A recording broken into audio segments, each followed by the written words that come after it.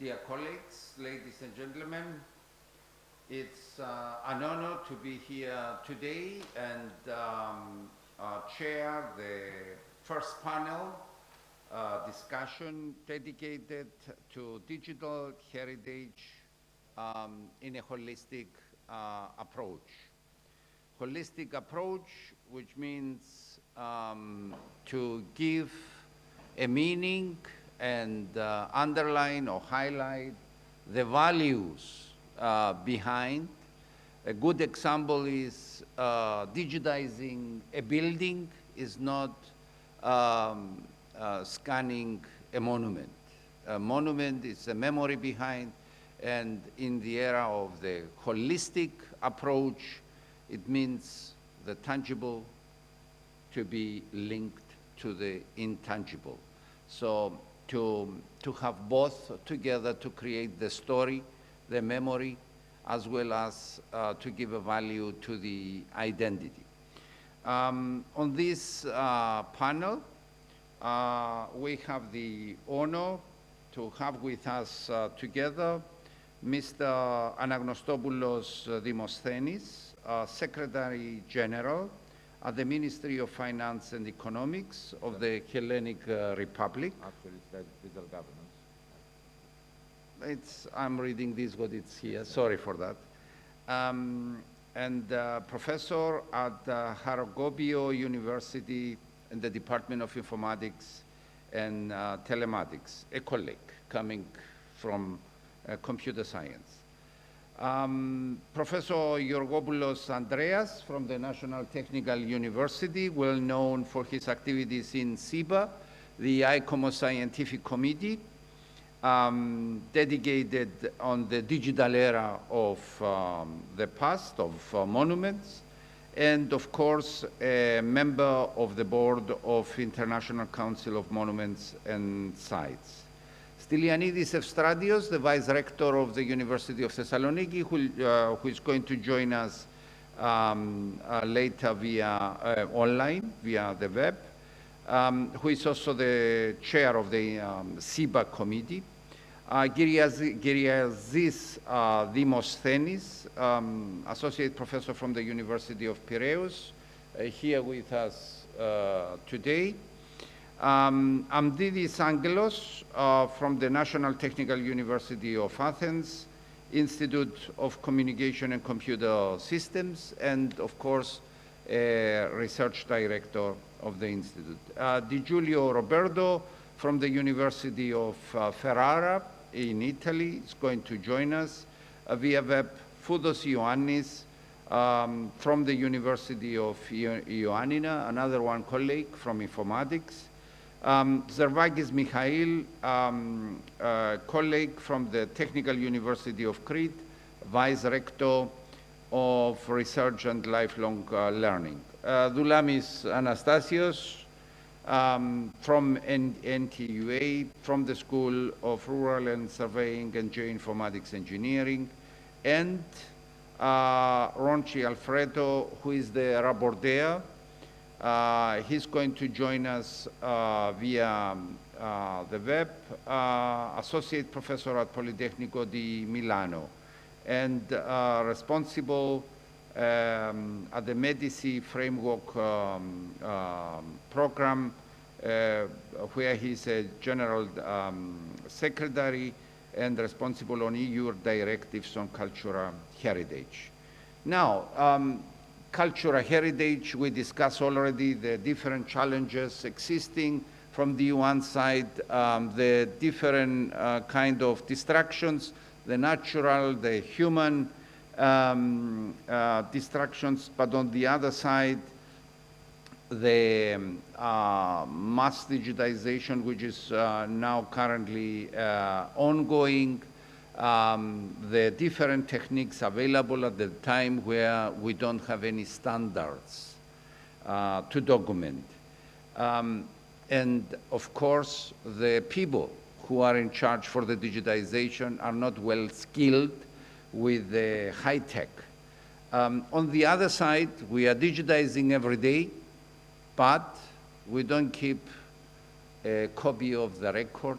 which means there is no system at the moment worldwide so far as the long-term preservation concerned.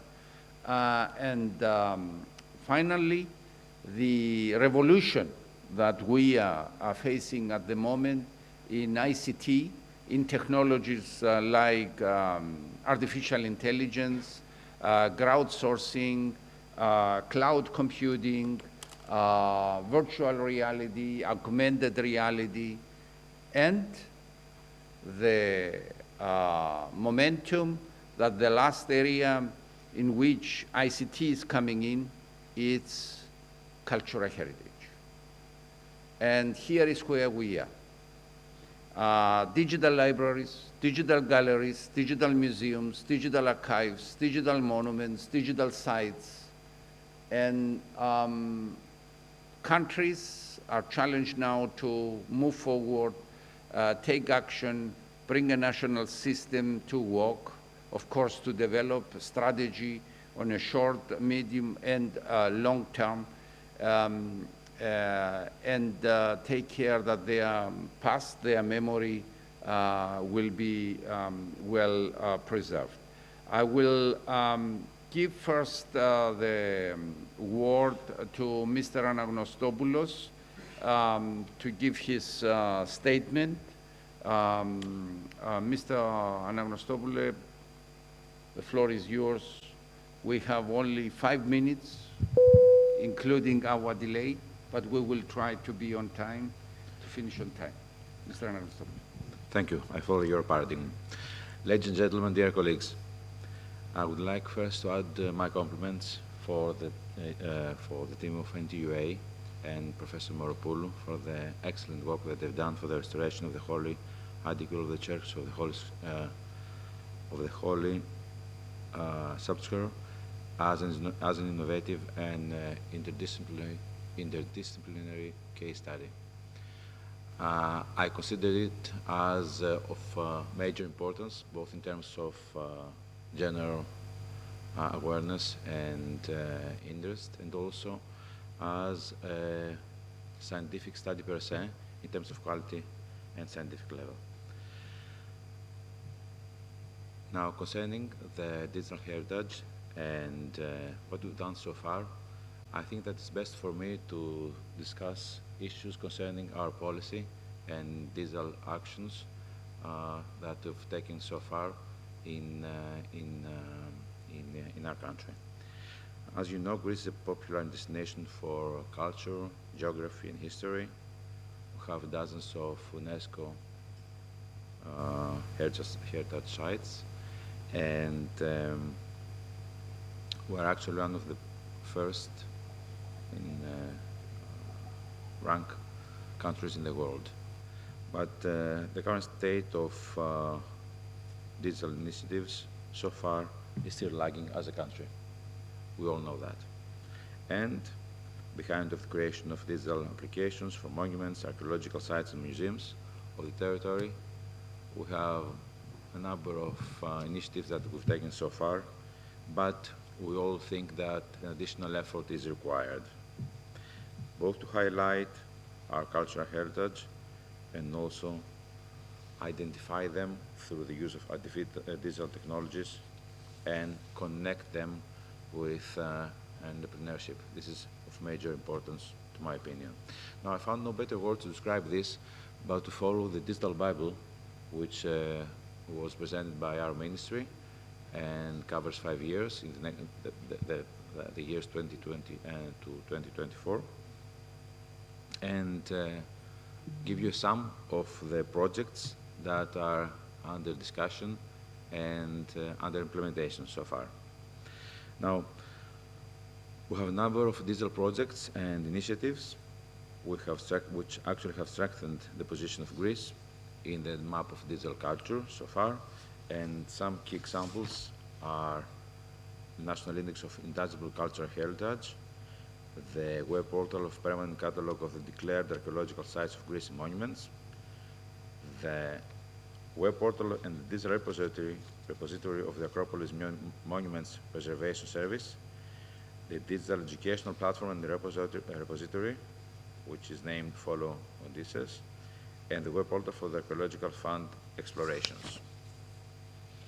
At the same time, we have web portals of museums, services, and institutions, and among other things, digitized cultural material related to collections, monuments of local character or special interest.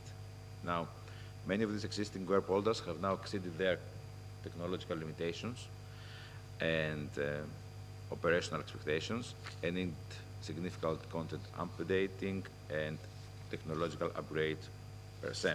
So, we have a number of actions that we have adopted concerning the digitization, codification, classification of cultural stock, digital service and application of cultural institutions for the enrichment of natural visit and experience of remote access. You have seen such an example recently, I think, on Libya. Third is the digitization of procedures and registers of the Ministry of Culture, to which citizens and members of the cultural and creative sector have access. And then it's improving quality and interoperability of data and data access. Now, let me give you an outline, just the titles of the projects that, digital projects that are under implementation. There are 16 projects, but concerning digital heritage, it's only a subset of them. And these projects are the following. First is establishment of national standards for digitization, documentation, and allocation of cultural resources with emphasis on 3D digitization. I cannot give you more details on these projects as I have only a limited amount of numbers allocated for my speech. Second is the development of interactive digital services for the promotion of exhibits with augmented and virtual reality. Third, of the projects of the archaeological cadastre, and the management of movable monuments and collections, which relates to also installation of the G-Cloud and functional extensions of the existing systems. Fourth is the creation of infrastructure for the interconnection, remote sensing, and telemetry of areas of major cultural interest. And I've considered of major importance the reconstruction of the Odysseus platform and its connection with the digital platforms of the National Archive of Monuments, the Intangible Cultural Heritage, and the Ministry of Tourism, etc. Then we have two specific projects for the Ministry for the Mount Athos, which is the digitalization of important Byzantine antiquities of the area of Mount Athos, and then of course the digitalization of the cultural heritage of the Church of Greece, which are of course specific projects for these two bodies, and of major importance, of course, as we consider the number of antiquities and cultural items that these possess. So, out of I think 16 projects, to my opinion, there are 7 or 8 of them related to the digital heritage preservation and digitization, and this will be under implementation already. And this is just an outline in a small number of limited time of our strategy for preserving and digitizing our heritage. So that's all from me, and thank you for your kind interest and invitation, Professor Moropoulou. Thank you very much, Mr. Anastopoulos. We're going to Mr. Andreas Georgopoulos, well known for his activities in the area of digital cultural heritage. He was one of the first persons in our region, at least, to digitize monuments. And Andreas, if you can share with us a part of your experience, but also at the moment what is going on here and how you see the future as a member of the board of ICOMOS. Okay, Marinos, thank you very much. I've known Marinos for almost 20 years now. We met in Turkey, you remember? Yes. Yeah. Never mind. I also thank Professor Moropoulou for the opportunities that she gave me to participate in the Holy Sepulchre and the rehabilitation of the Holy Edicule, and being here with you in this panel. I will start with a comment, and then I will say my opinions about the title of this panel and express my views on that. It was with great pleasure that I heard all these projects that the ministry is undergoing, is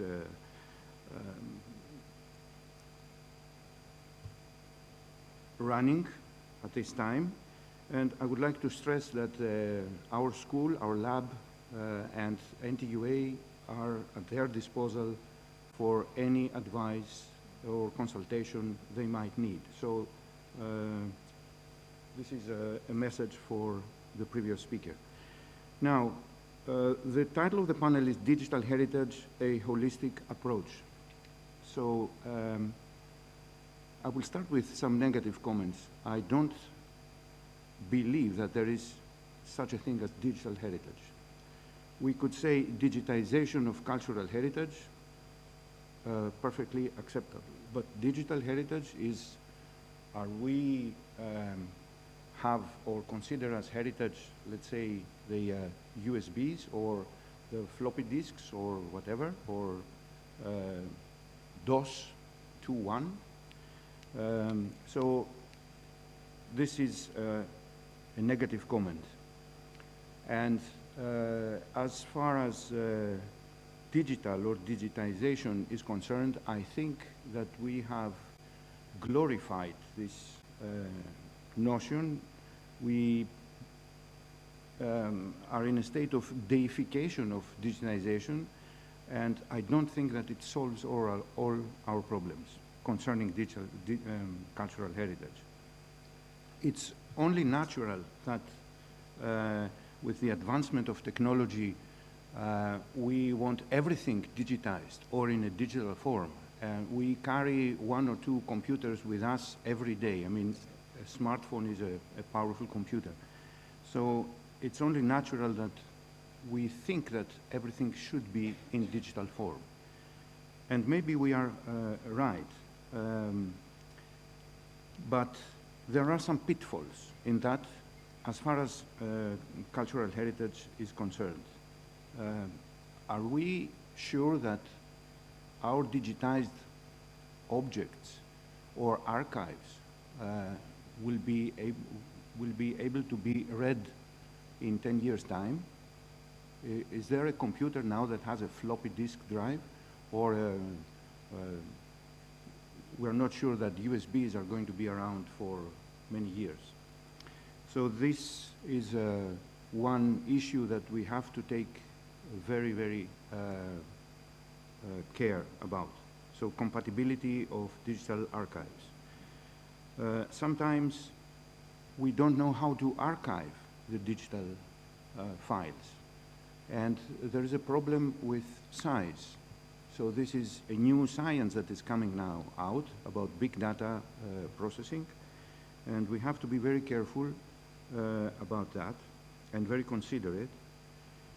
Sometimes, a third point is sometimes digitized objects find bad uses. So maybe somebody gets its hands on let's say, a digitized 3D model and reproduces that in a bad form. So this is a bad use of a digital archive. And finally, to finish up with my negative comments, I will say some positive afterwards, is that digitization should not be considered as conservation. So if we digitize, let's say, the Parthenon, and we have it with a micron accuracy, micron is 1,000th of a millimeter, and then something bad happens, and Parthenon is destroyed or is, touch wood, falls apart or whatever, we lost the real thing.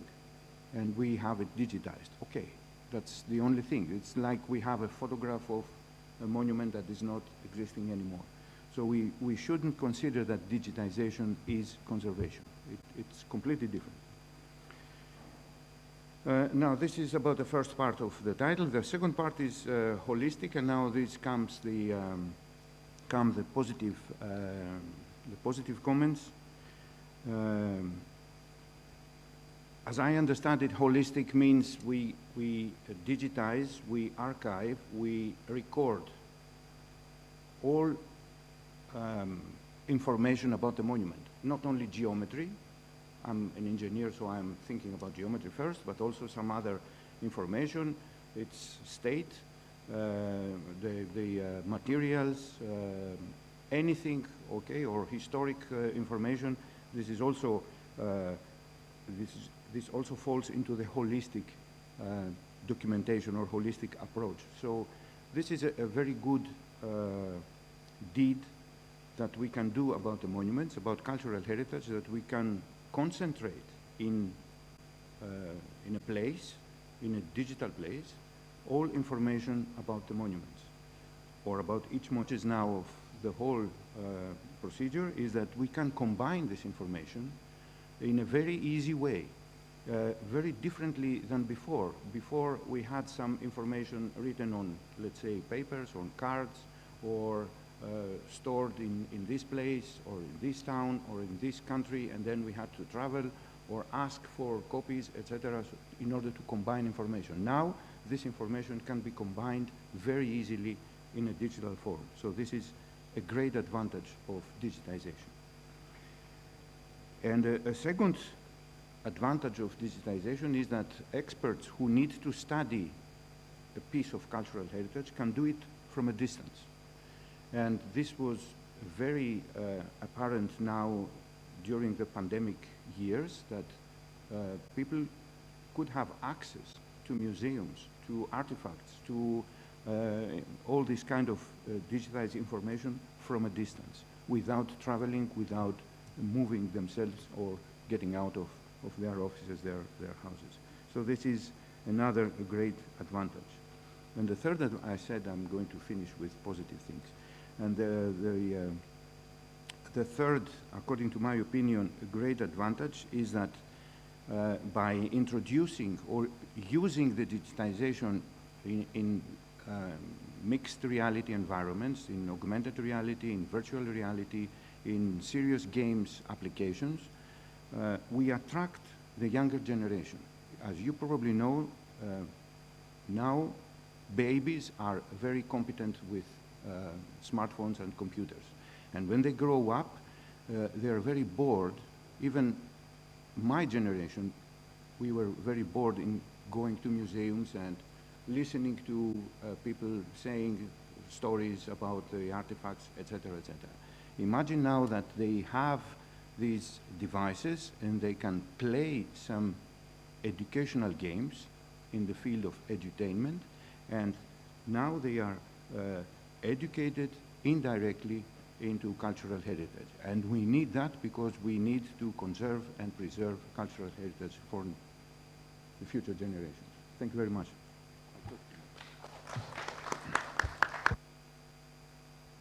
You were on time, and thank you very much. We will come back so far as your comments concerned, but thank you very much. We move to the next speaker, a colleague, Kyriazis Demosthenis from the University of Piraeus, representing a research program, the research program Respect, where he's going to tell us a few words.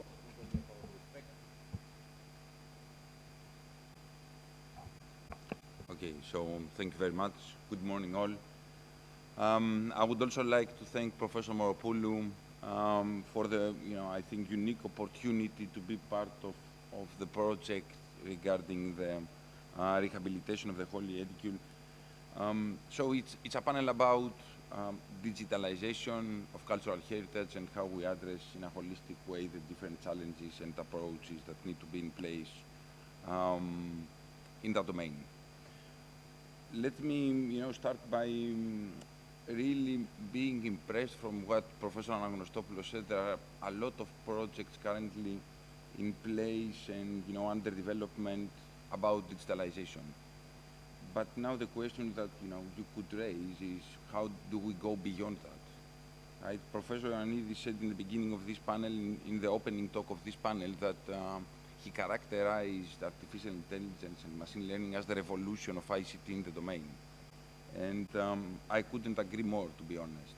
So we have two cases of data, right? And two cases, two types, two classes, I could say, where data bring value of different types. One is the apparent one that says, okay, data and analytics bring business value. And you can think of sectors like retail, where you can do personalized recommendations and amplify the value in that case. There is, of course, a second case where analytics are of major importance. I would say they are critical. An example there would be the e-health applications, right? You have the biosignals that can be streamed directly and then correlate that with your potential health record and raise alerts, perform a risk evaluation in real time and raise alerts.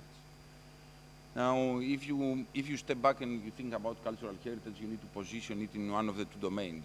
I would definitely argue that it is in the second because of the importance of cultural heritage assets. So I would think that it is on the second domain, meaning critical. Now, do we have the data to perform analytics, to apply artificial intelligence and machine learning techniques? The answer is currently yes, not only because of the digitalization of the different assets, but also because of the number of sensors being deployed in monuments and cultural heritage assets. We have environmental sensors for humidity, temperature, we have, laser scans, all sorts of sensors that can provide the data. So what is the challenge? I think the challenge here is twofold. One is how can you use machine learning and AI tools and techniques to obtain actionable information, right? Actionable is the key word here. We want, of course, to perform a risk evaluation, and that's one type of actions, potential actions. The second is how do we do intervention planning in a holistic way, right? To link a bit also with the holistic part of the title of this panel. Now, what do we mean with holistic? With holistic, we have seen also in the project in Jerusalem, there are many different types of disciplines and domains involved in cultural heritage, right? And Professor Georgopoulos already touched upon that.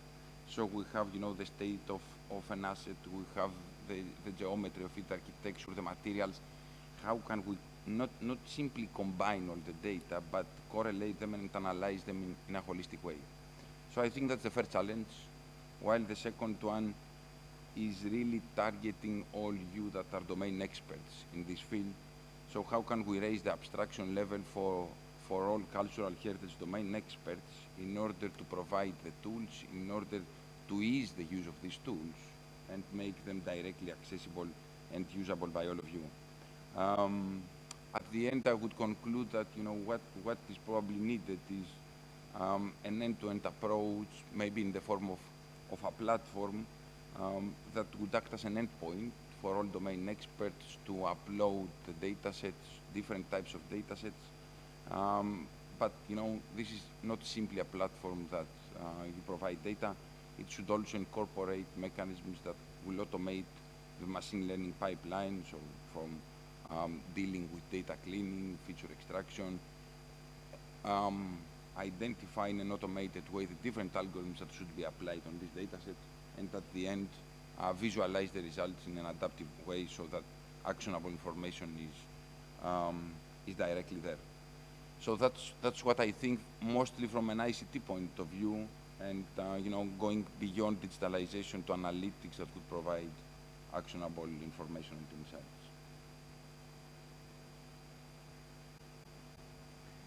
Thank you very much, Mr. Gyriazis.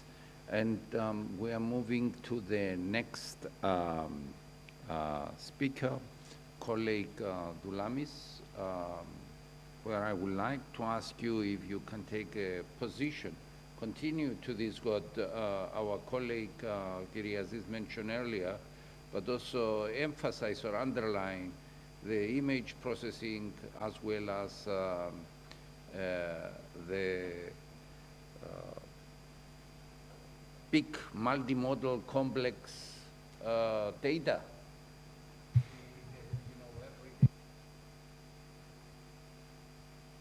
Καλημέρα από το panel. Good morning for panel. Thanks, Marinos. Ευχαριστούμε, Marino. Thanks for this kind invitation, and also for the general chair of the conference, Professor Tonia Momopoulou, and the other colleagues. You are right that digital heritage is the most important aspect, the digitalization of all cultural heritage, of all the culture. And I need to emphasize in some items that to add value to what you have said all or the other colleagues before. The first is, apart from the 3D content that Professor Georgopoulos knows very well that we have applied in our lab, we have also another domain, which is the time. So sometimes we need how the monument is evolved through the time. So we don't need just a 3D, but we need a 4D reconstruction, which is most important. This is more evident if we move in not only for tangible cultural heritage, but for intangible cultural heritage.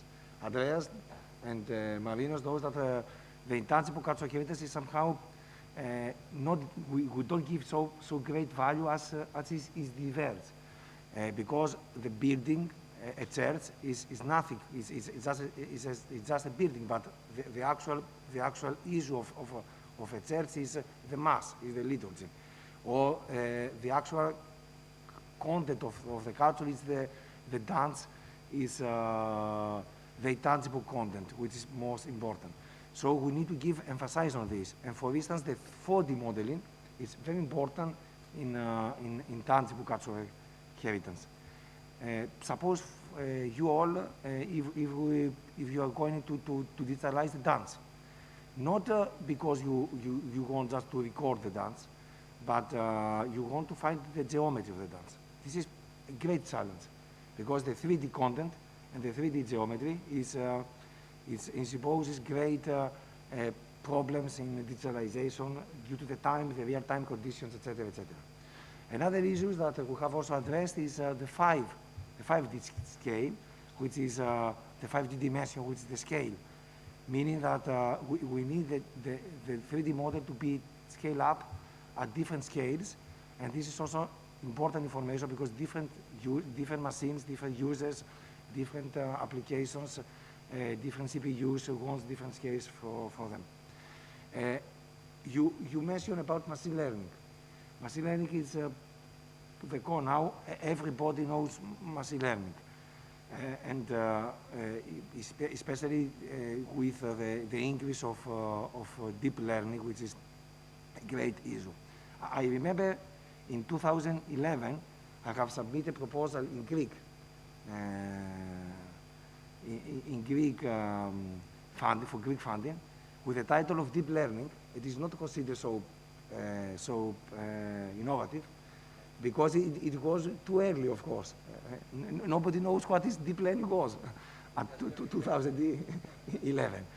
Now, everybody wants to know about deep learning, about, if you look at the statistics, about 70% of the papers in major computer vision image processing conferences are dealing with deep learning.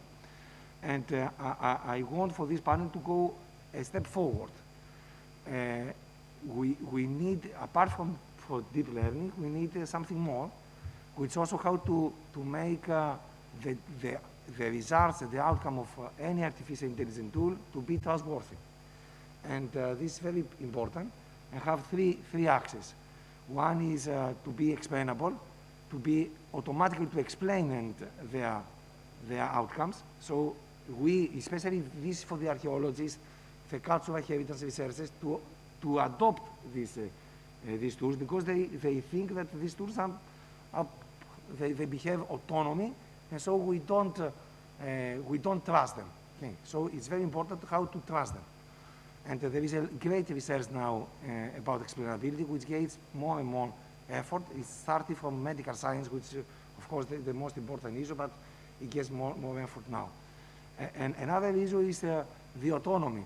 The system should not be, the artificial intelligence tools should not be autonomous in terms of Terminator, if you know the movie, Terminator 1, 2, 3, 4, that the robots do everything they want. So we should make the system, the machine, to do what we want, not what they want to do. Okay? So the autonomy in terms that they should not be autonomy in terms of the humans.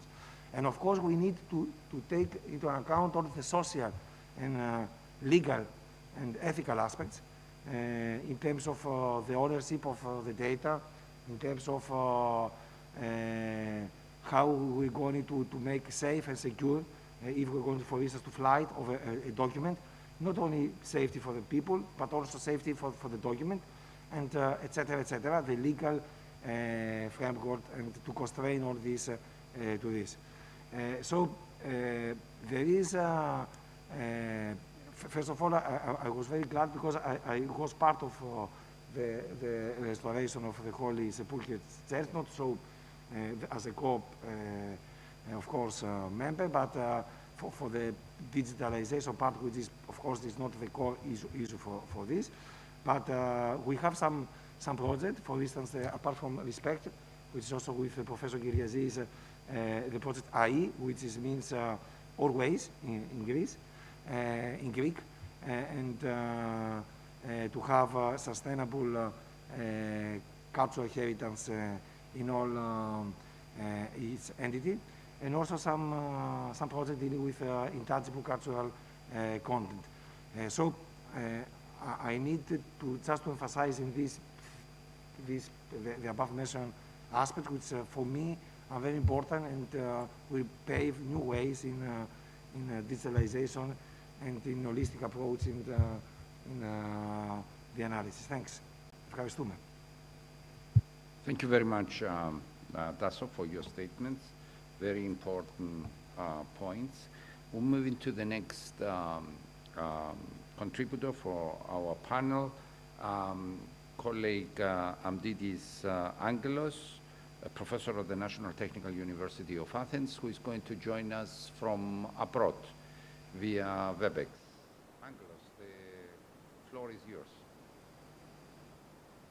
Thank you very much. I hope you can hear me. Angelos, please. Is it okay from the sound point of view? Yes. Okay. So I would like to thank you, Mr. Ioannidis, for the introduction, and also my sincere thanks to Professor Moropoulou, both for the invitation, but also the organization of such an important and interesting event that addresses, between other things, the important issue of digital heritage. Today, I would like to touch mainly upon the issue of climate change, its effects to cultural heritage sites, and the solutions that can be provided by digital heritage tools and concepts. Climate change is, between other things, also a huge challenge for the preservation of the tangible cultural heritage of our countries, but also of many other countries. Climate change, ravages of time, intense geological phenomena, and accidental extreme weather conditions have a significant impact on historical areas hosting cultural heritage sites. There are some key considerations here that we need to do. The deterioration of cultural heritage sites is one of the biggest challenges in conservation today. Aspects such as building technologies, materials, structural responses, preventive measures, and restoration strategies, resilience, and adaptation methodologies are in order and must be considered. It is a difficult issue to assess quantitatively and qualitatively the impact of various climatic and other parameters on the cultural heritage sites. And while there are limited strategies on climate change related issues and absence of an overall resilience and reconstruction planning framework for historical areas. In research and technology level, there are attempts to create digital solutions that will assist both in preservation of historic monuments and in their effective rehabilitation as part of smart cities and smart communities, since the climate change and the extreme weather events pose a particular risk to our cultural wealth, especially in recent times when environmental threats carry a strong human footprint. World heritage sites are becoming increasingly vulnerable. So there is the need for providing a holistic solution for improving resilience and sustainable reconstruction of historic areas. And this is where innovation and technology can play an important role and have tremendous impact.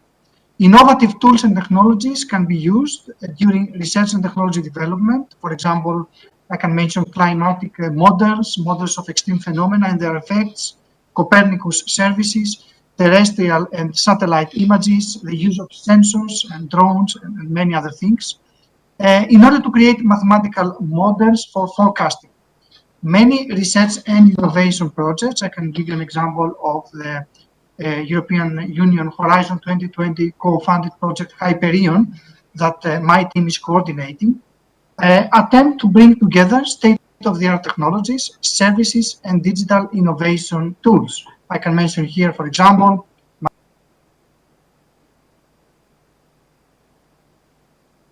advanced machine learning and the rest of many other tools, and combine them at the end of the day into one system in order to better understand the effects of climate change on the archaeological sites and cultural heritage monuments, provide a tool for better decision making and more effective and efficient reaction, and help the professionals involved properly adapt their policies and activities by deploying sustainable mitigation plans and efficient resilience and reconstruction planning for historic areas in the future.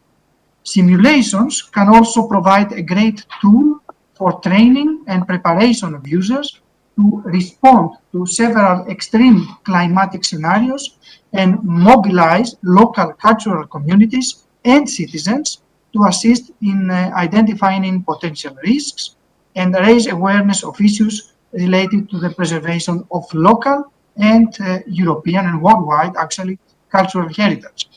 Collection of this type of data through different sources like sensors, drones, or satellites is important to be disseminated to the correct players, professionals responsible for the management and preservation of local tangible cultural heritage assets, but also professionals with a key role in conservation, restoration, and in safeguarding cultural heritage so as to support better preparedness, swifter and more effective response, and contribute to the sustainable reorganization of the historical regions under threat. But it's also very, very important, I would say similar importance, to be disseminated to the general public in order for all to better understand the dangers and threats to tangible cultural heritage and be aware of the effects of extreme weather conditions, time wear, and severe geological phenomena on monuments, archaeological sites, and cultural sites of interest, and offer at the end of the day assistance supporting further citizen engagement. Using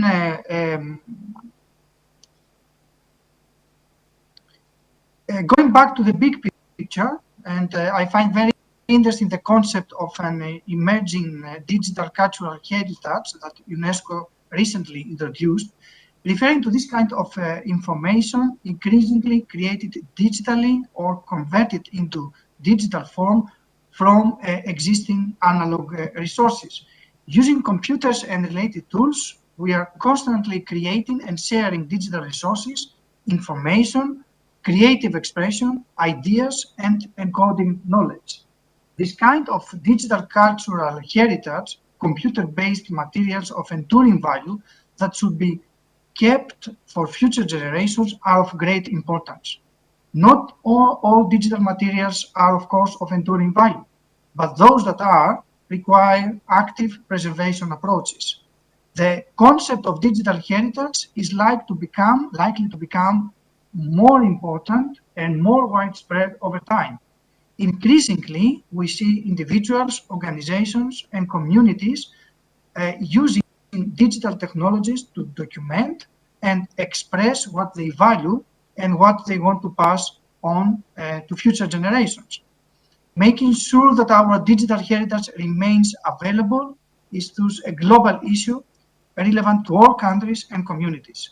At the same time, we all know that preserving emerging digital heritage demand new preservation policies and agreements, since traditional preservation policies as we know them will soon be no longer relevant. A new preservation paradigm is evolving in the digital domain, and coordination, I would say, is very crucial at this point. Thank you very much for your attention. Thank you very much, Angelos, for the very important statements. Good references to the climate change, simulations, risks, awareness, assistance support, and so on, preservation, and so on. We move to the next speaker, again from abroad, an external one. Our colleague Stili Saloniki and the chair of the International ICOMOS Scientific Committee on Heritage Documentation. Stratos?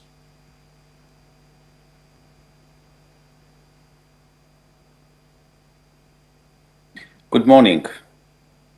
Can you hear me? Is online? Yeah, here we are. Stratos, the floor is yours. Perfect. Yes, yes. Good morning. Thank you so much. I think there is a repetition of the voice, so I have to switch off to mute my, just a second. So thank you so much, Marinos, for the introduction. Warm thanks also to Professor Moropoulou for the kind invitation to participate in this panel as well. I would like also to share my experiences, and I would like to say that these are coming through while studying this issue during the first lockdown. So I was trying to realize what were the three main challenges. What are the challenges for this period we're facing all across the world? And I would like to say a few things about three main challenges that, in my point of view, and one of these is the holistic documentation. So in my point of view, the first one is the ethical challenge, the ethical excellence, let's say.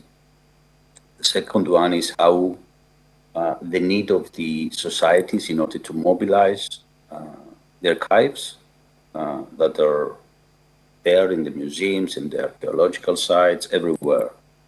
And of course, how do we start working with holistic documentation? With respect to the ethical excellence, I think that this is a time to, as a scientific community, and of course with the participation of the international organizations as well, the national committees, and of course the states, to define a model of excellence with respect to an ethical framework which is designed for, let's say, all the practitioners, the researchers, the end users, the policymakers, the enterprises, everyone that is interested in cultural heritage.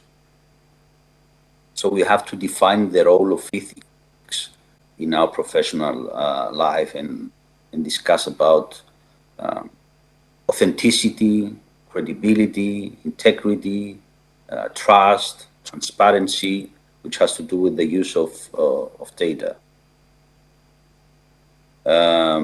We have to involve the stakeholders, academia, research, government, local and regional authorities, of course, intergovernmental organizations, for-profit and for non-for-profit entities as well.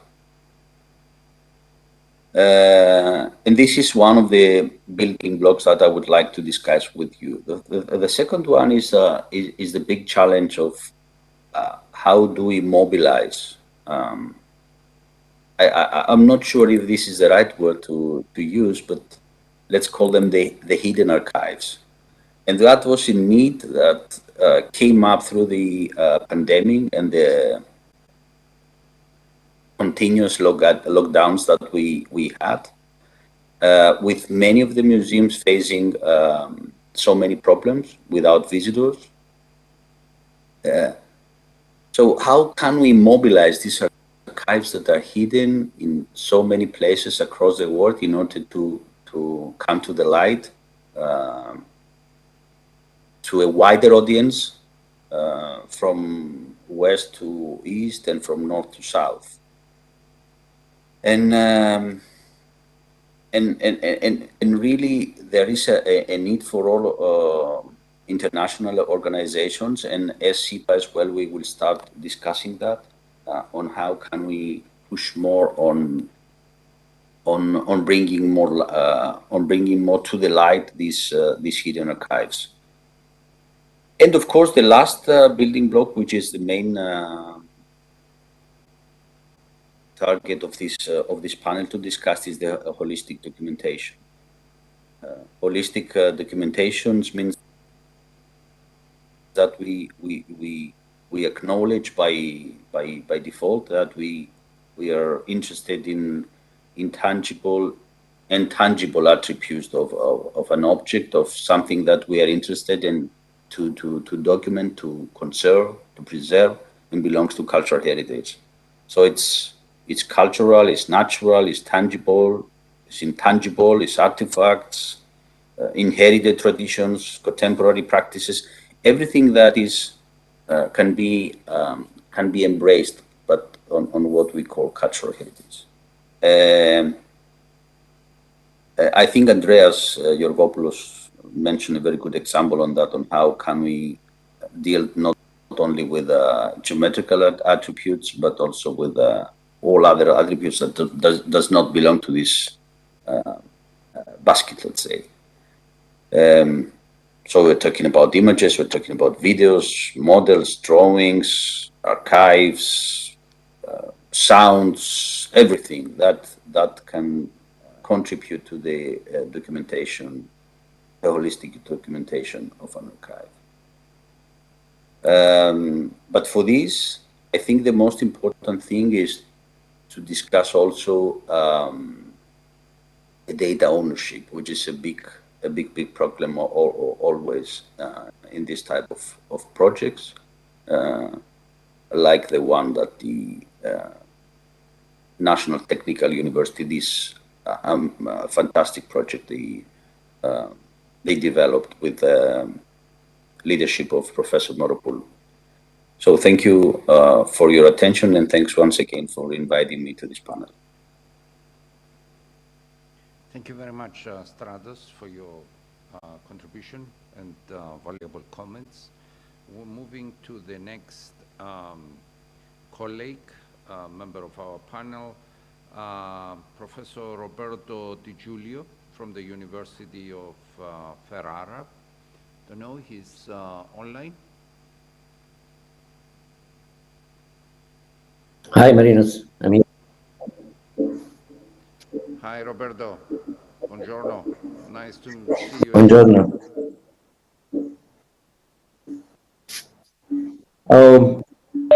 I wish to, of course, thanks Marinos for inviting in this to take part in this panel. This is a very important panel, and of course, many thanks to Antonia for inviting me again in this very important event that every year take place in Athens.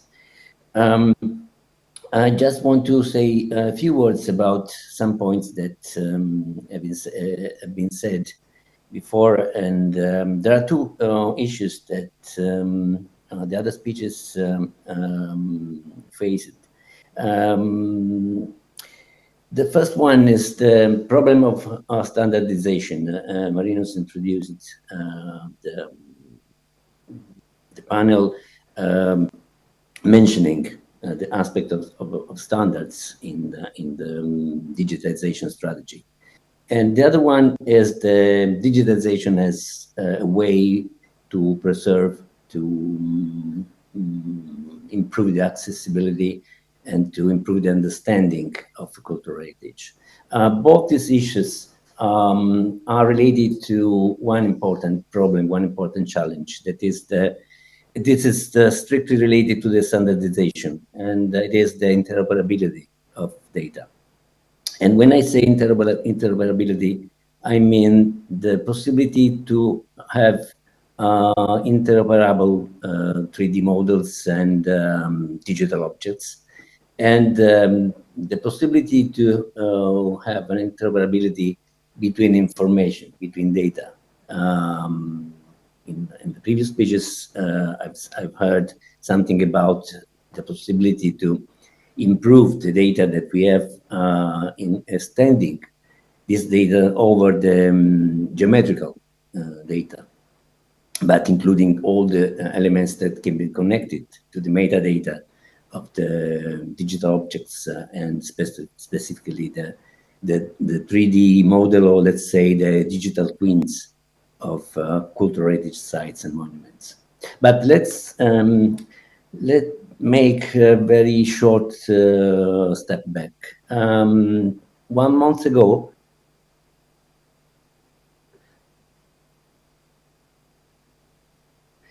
we have read a message from Thierry Breton.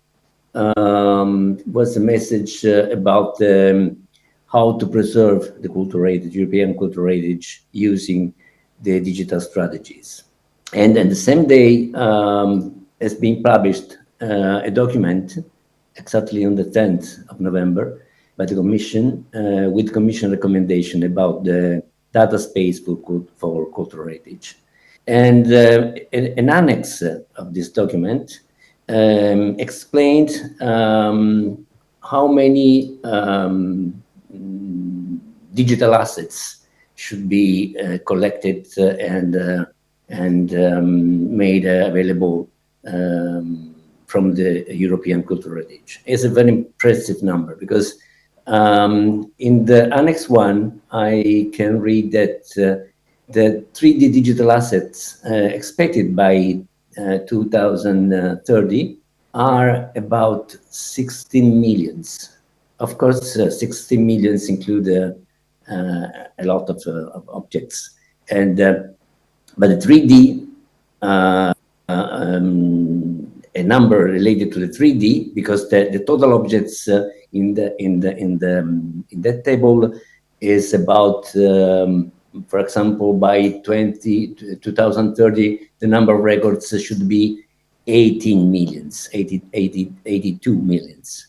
So, but coming back to the 3D models, to the digital twins, that is the issue that Thierry Breton focused in his message. It's a very ambitious target, and that's the target about the so many millions of digital assets by 2030. And it's a very hard challenge. Because how can we deal with this challenge? How can we deal with it? How can we get this target? The main problem, as we know, and this is the problem that we faced in the Inception project. It was a project ended in developed by 2015 to 2019. Marinos was with the University of Cyprus was one of the partner of this project. What is the problem? What is the challenge? The problem is that having this model with information that go over the geometrical information, because you know that geometrical information can be taken using the cloud of points and the laser scanner, the capturing projects, the capturing methodologies with laser scanner are very fast and cheap now.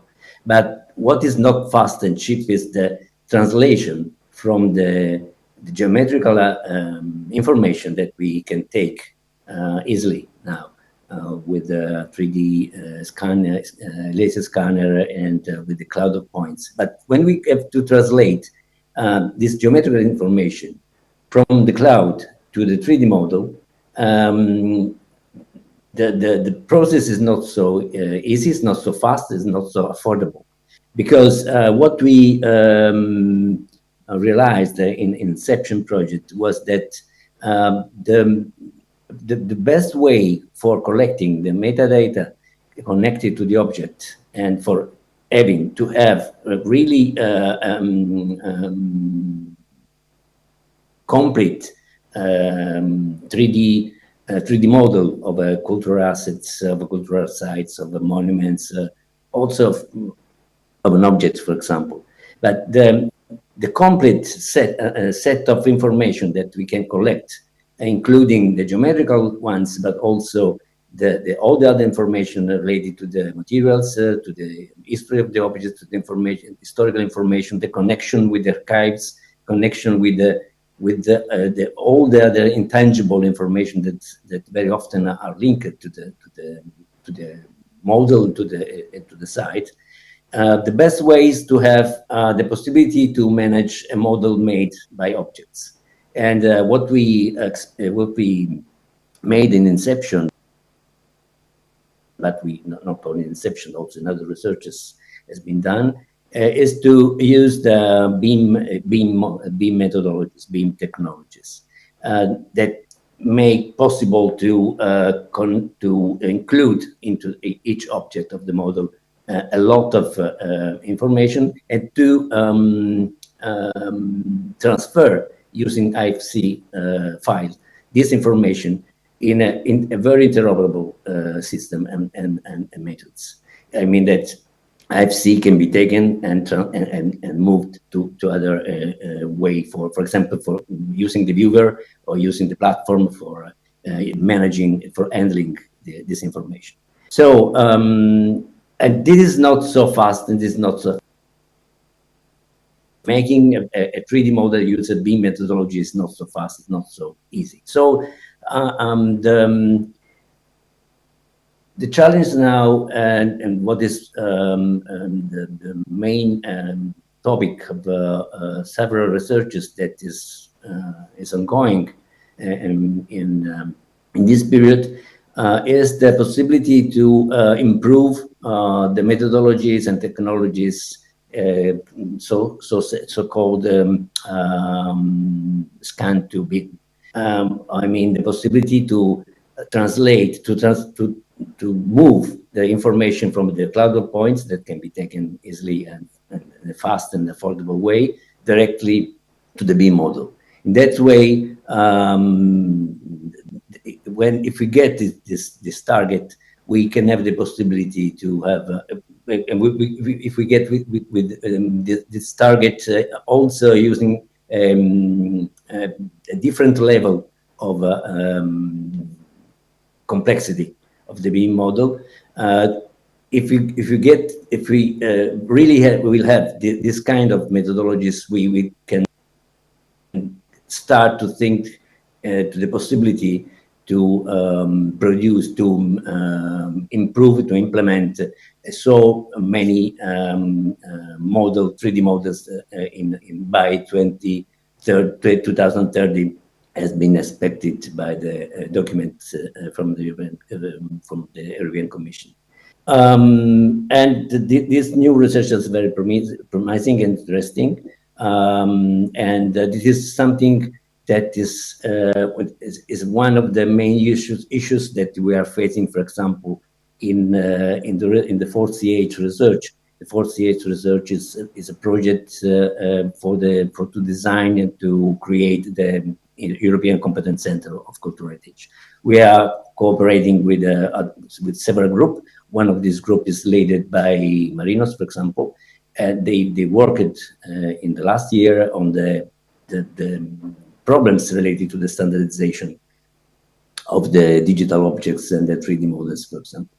So I think that the the next challenge to face is how to improve what happens from the two main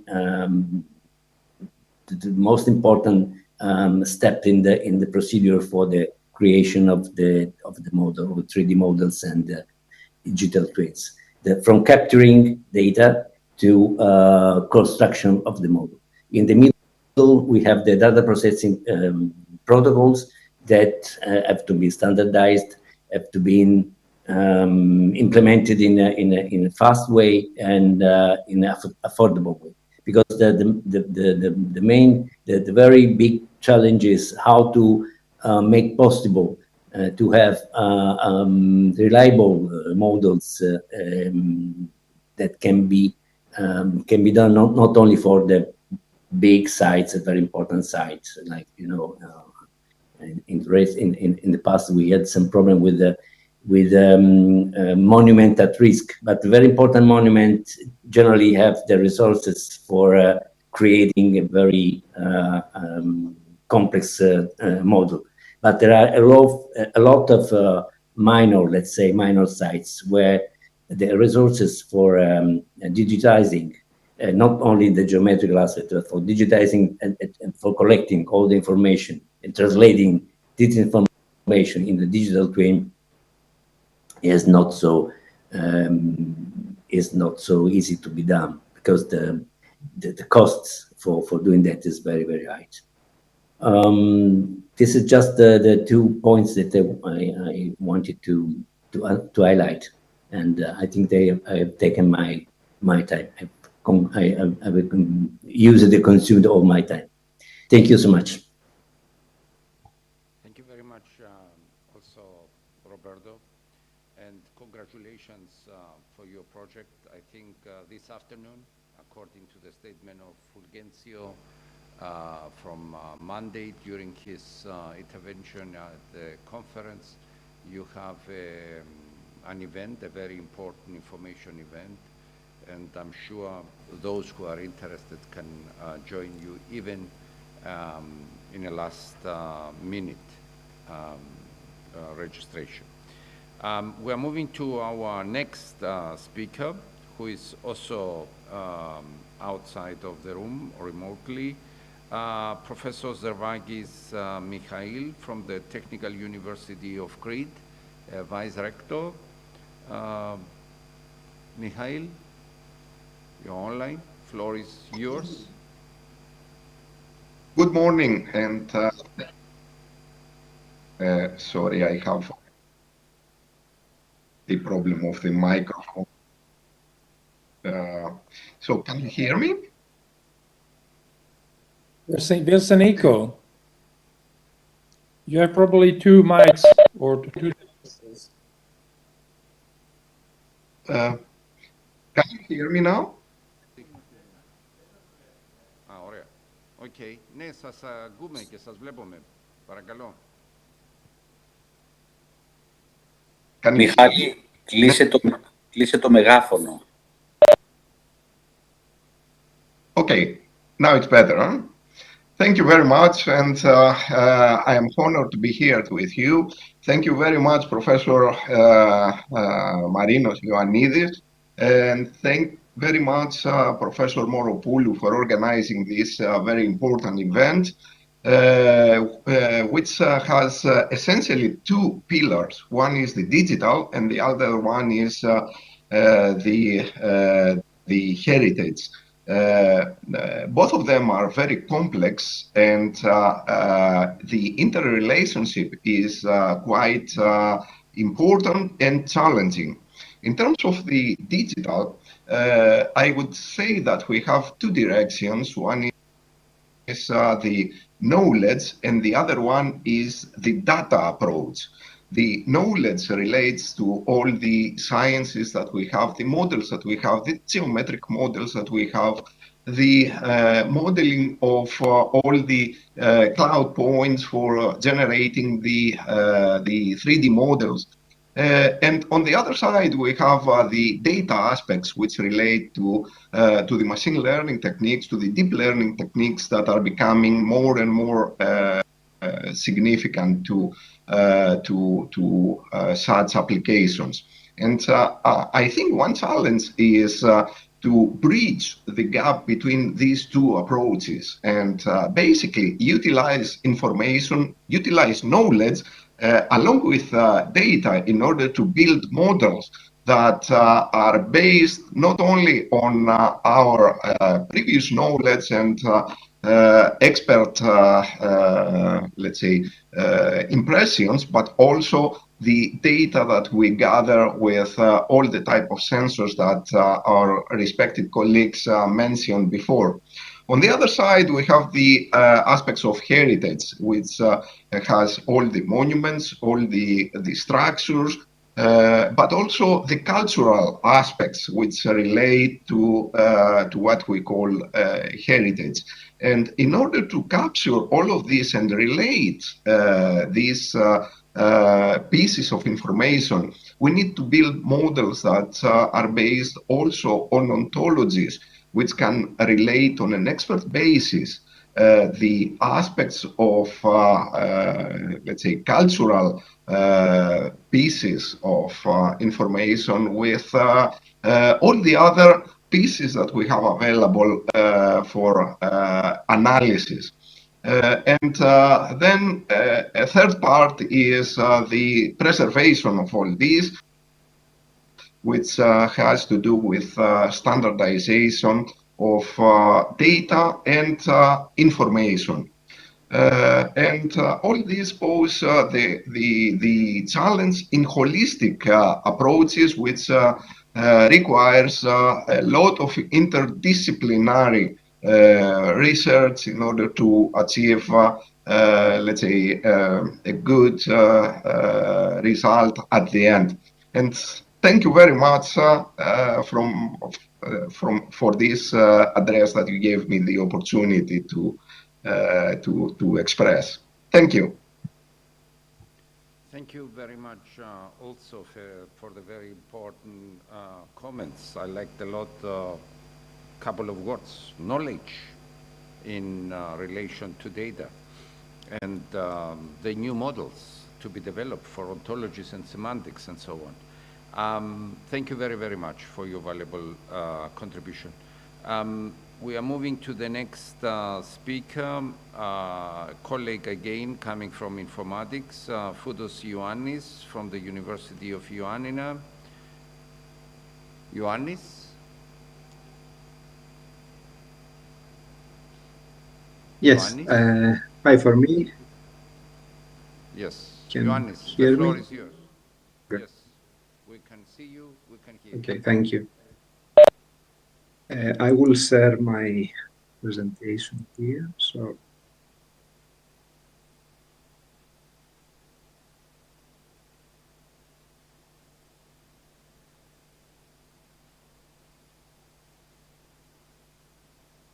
okay. Thank you very much, Professor Ioannidis, for the introduction. I would like also to congratulate Professor Moropoulou for bringing, organizing this event for the second time that brings together esteemed colleagues, practitioners, and policymakers from around the world. This is very important for cultural heritage and for ICT and cultural heritage. I will. We started from 3D reconstruction initially, from our group on computer graphics research, and we are working on computer-aided design, additive manufacturing, 3D reconstruction, visualization, and rendering. And recently, we have been working on virtual reality and other issues on ICT for cultural heritage, and also on issues of deep learning for computer graphics and CAD that I think are very important for the future development of ICT and cultural heritage. Okay, so here I have made a plan of the digitization and other issues of and ICT and cultural heritage. This is the tangible cultural heritage where we have monuments, archaeological spaces and artifacts, paintings, sculptures. Here, as previous colleagues have mentioned, we have the problem of digitization of documents, paintings, but mainly we have the issue of 3D reconstruction of objects and artifacts. This has been partially solved, at least for exhibitions, but for the accuracy of the cloud point, as we say, because in 3D reconstruction, until now, we usually take a representation of the surface of the object, not of the entire object. So there is an issue here. What do we do when we have complicated objects and we want also to reconstruct the interior of the object? So for graphics, as we say, just for exhibits and museums, it may be for digital museums, it may be okay to have a cloud point and textures, but for experts, for archaeologists, and also for having a very accurate 3D reconstruction, we are not yet at this point right now, especially for the interior of the objects. So we need all this. We need also digital repositories, as other colleagues have already mentioned. And this can be shown in digital museums and exhibitions. We have, on the other hand, we have restoration and preservation, conservation tools and techniques, which is something different. This is done by monitoring, data collection and fusion, and data analysis. And this is for the tangible heritage. And down here, we have the intangible heritage. Here we have oral sources, written sources, documentaries. Again, the digital repository, we may have customized views of this.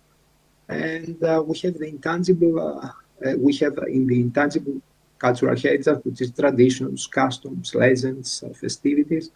Then there is the problem, as already, for example, Professor Stylianidis and has already mentioned that and also Professor Di Giulio has mentioned, there is the problem of connecting, of linking tangible and intangible heritage. We may have ontologies, knowledge graphs. We have also the problem of metadata, content indexing and searching, which is very difficult. We are not there yet to have an automated way to create indexing, metadata, and searching. So more or less, that's the problem. That's the problem as I see it right now. Of course, there are many things, many parts missing in this high-level scheme that you see here. So I will give an example of some of how we have handled some intangible, how we have handled intangible heritage. We have 3 examples here. We have these 3 projects. Project Explorer, which is exploring the cultural heritage of cross-border region. of Greece Yanis, and Yanis, Albania. can you hear me? And You this can is hear me? linking oral excuse me, we have a, let me close my voice here. Yanis, sorry for The interrupting you, but speaker. we don't have so much time. If you And could catch here up, we please. have, So yes, we are we linking still have oral another sources one with going. Yes, documents, and we thank are you. creating a customized document based through an interactive mobile app. That's just a paradigm of how we can handle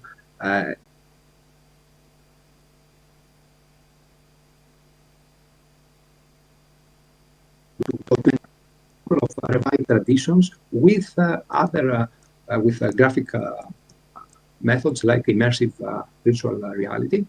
Project Virtualand is an immersive virtual experience for cultural and natural heritage sites. Here you see we have revived the open market of Ioannina in the interwar period. The open market in Ioannina was active from 19th century up to the 60s, 70s. Then it was not active anymore. So we have we have revived this, and this is used. We have used immersive visual experience. We are reviving also history, like this, legends, traditions, and customs with immersive virtual reality in the context of this project. And we have created, we are also creating hotspots for immersive VR viewing. The technology right now is not for, in a few years, we may have very good immersive virtual reality through our smartphones and very inexpensive devices, but we are not there yet. Maybe in a couple of years, this will be possible. Thank you very much. There's also another example that I have here for reconstructing traditional jewelry for additive manufacturing. Here is also another example of intangible heritage, because we are not doing a 3D reconstruction. We are reconstructing based on the technique of craftsmen. We are reconstructing traditional jewelry using it. So thank you very much. Here is some additional information. Thank you very much, Yanis. Very, very important information and good examples, especially from the area of jewelry. We're moving to the last one, contribution from our colleague from the Politecnico di Milano, from Italy, Professor Ronchi Alfredo. Alfredo, even if you are the rapporteur, you have also the time to take a position, and the floor is yours. Okay, thank you very much, Mr. Chair. Let me put down the volume here to avoid echoes. Yes, so basically I would like to spend a couple of minutes to recap and to consider what emerged from this interesting panel that basically summarized the achievement that were collected since the beginning of the, let's say, adventure in the field of using ICTs for cultural heritage in the last couple of decades. Let's say, I heard about the use of virtual reality, the use of the transformation of cloud of points into models, and the idea to use the BIM system or the cultural heritage BIM to improve the quality and the added value of models, and this sounds very nice, as well as the idea to do not consider only geometrical data as the objective of digitization, but even, of course, to collect information from different sensors that range in between the satellites and the drones down to very tiny areas explored by specific sensors in ranging in between the field of humidity, temperature, stresses, and more. So this is very interesting. So because now it seems we are opening up a little bit the range of applications in the field of ICTs for heritage. For quite a long time, this was limited. Let's say I was involved in the early ideas of virtual museums, for instance, in 93, 94, the beginning of the use of web technology. And that time there were some initiatives carried out even by the European Commission, such as the MOU for multimedia access to Europeans' cultural heritage. And a similar document like the one that was presented by one of the speakers concerning the, there was the Giulio, I think, concerning the forecast about the number of digitized objects in the next 10, 15, 20 years. Now it seems the range is 60 million digital assets in 2030. And at that time, there was something similar in terms of including objects and content from museums. The first step was about 240 museums, and then the projection was about to double this number in less than 5 years. Unfortunately, this didn't happen in reality, but it was a good chance to start this tour toward a new approach to the use of technology that is basically a tool to support and to help experts in the field of heritage in order to increase their knowledge and to follow the different potential issues. One is to promote heritage, to improve knowledge, to disseminate and extend the number of people interested in this specific field. On the other side, there's research, there's the opportunity to acquire better knowledge about the history, the functions, and even this that is very relevant, what I heard today, about the idea to connect and create a tight link in between physical heritage and intangible heritage. That is, since the, let's say, discover or the election from UNESCO of intangible heritage, one of the relevant assets, one of the interesting things to how to, on one side, protect and transfer to future generations such kind of fragile heritage that is the intangible one. And on the other side, how to connect this with the, let's say, historical concept of heritage that is the material, so the physical one. So I think that all of them are very interesting points that were pointed out on the occasion of this panel. Interesting as well, what I heard about the need to improve ontologies and semantics in order to connect together these aspects, as well as the evolution of the concept I mentioned before, so the BIM models, the cultural heritage BIM models, that was suggested a long time ago by the director of the Schönbrunn Castle in Austria. The incredible idea at that time, let's say crazy in between brackets, was to digitize point by point, millimeter by millimeter, the objects. And this was even involving the last thing I heard in this panel. So the idea to consider even the interior, the inside of the object, assigning all the different properties to each of the, let's say, atoms of the specific object. That time it was incredible. Nowadays, dealing with big data and big data analytics is not so crazy. And this idea to move from the skin, so the aspect and the geometrical shape of the object toward the interior of the material part of the object seems to follow more or less this approach. So basically, my contribution was originally devoted to tourism, cultural tourism, because I'm working tightly with the Hermitage Museum in St. Petersburg since a number of years on this specific topic. But because my background was originally in computer graphics, virtual reality, and later on other topics, I was really interested in attending this panel. I thank you very much. I prepared a short resume about this. I will transfer to the organization.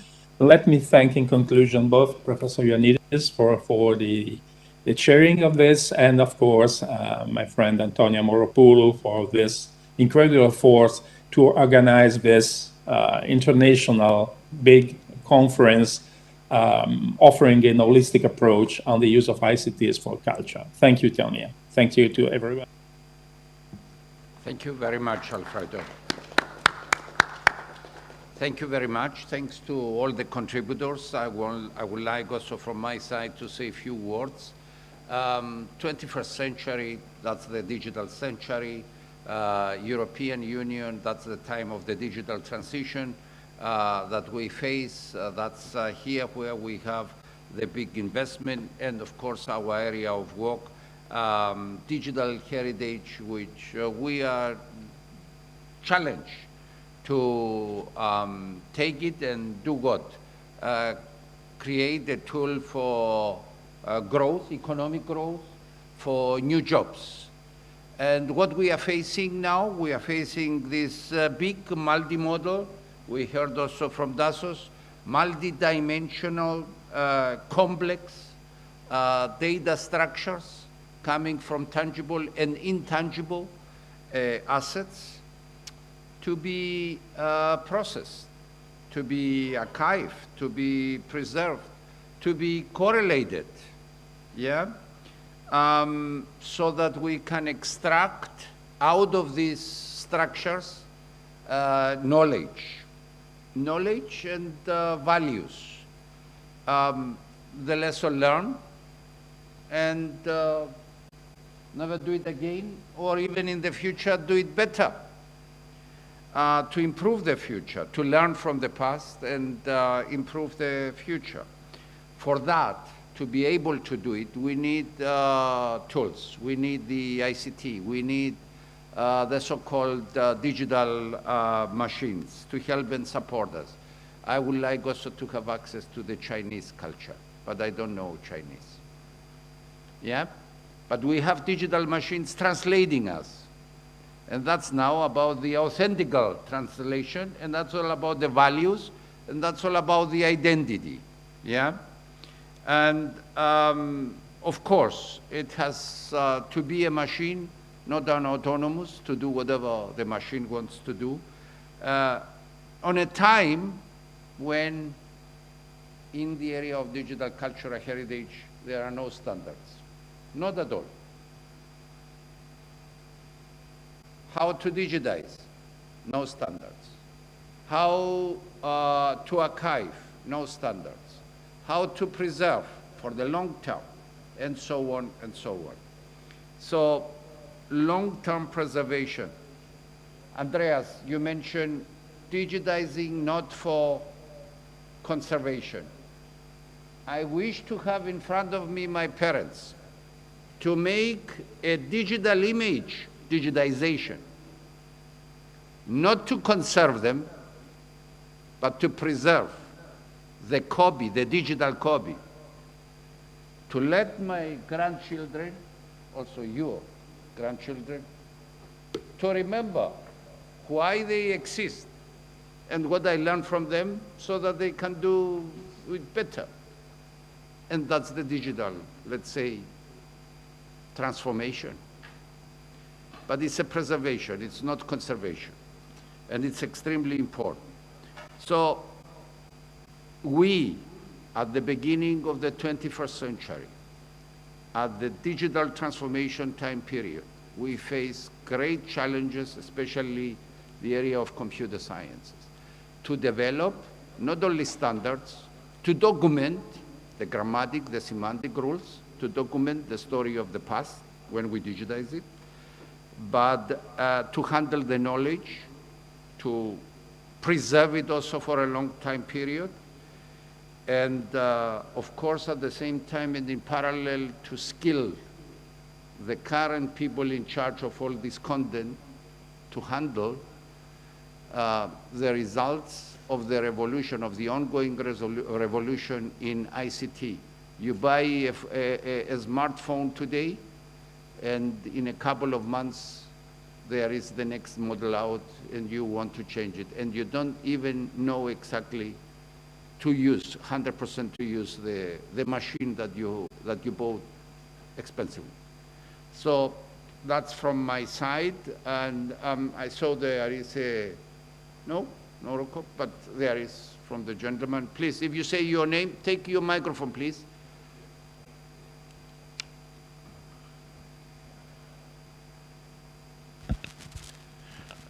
Yeah, my name is Shmuel Groag. I'm from Bezalel Academy of Art.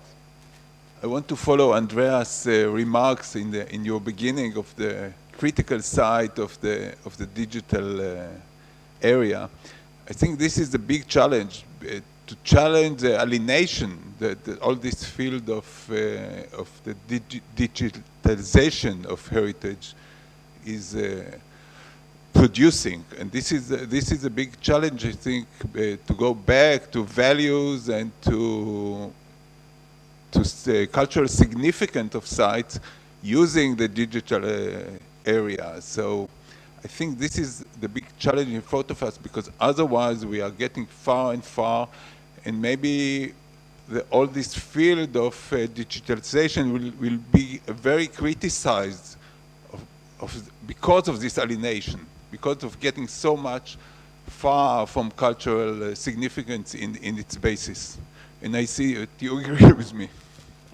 Thank you.